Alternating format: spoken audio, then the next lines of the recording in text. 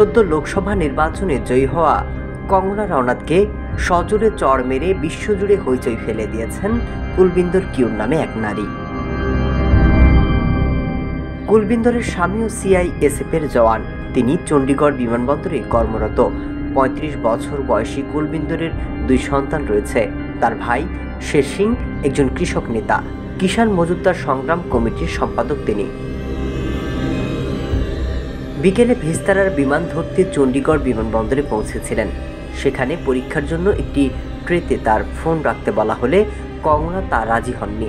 তখনই কুলবিন্দরের সাথে কথা কাটাকাটি হয়, আর এ সময় কুলবিন্দর সজোরে কঙ্গনা রানাউতকে থাপ্পড় মারেন।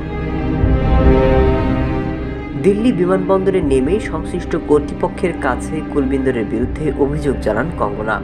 এরপরই কুলবিন্দরের বিরুদ্ধে পদক্ষেপ করা হয়। তাকে আটক করে জিজ্ঞাসাবাদ চলে, সাসপেন্ডও করা হয়েছে। কিন্তু কেন কুলবিন্দর চড় মারলেন এই অভিনেত্রীকে, তার উত্তর দিয়েছেন সিআইএসএফের জওয়ান নিজেই।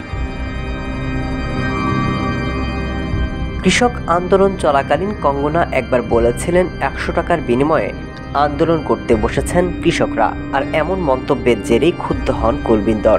জানান তার মাও কৃষক আন্দোলনে সামিল হয়েছিলেন। অভিযুক্ত সিআইএফের কনস্টেবলের দাবি, টাকার বিনিময়ে আন্দোলন করার কথা বলে কৃষকদের অপমান করেছে কঙ্গনা।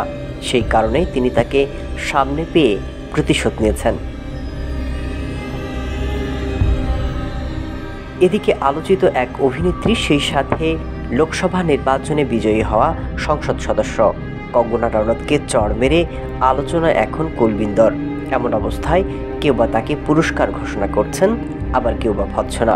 এর মধ্যে এই নারীর জন্য 1 লাখ রুপি ঘোষণা করেছেন পাঞ্জাবের এক ব্যবসায়ী, আবার কেউ বা দিচ্ছেন চাকরির নিরাপত্তা।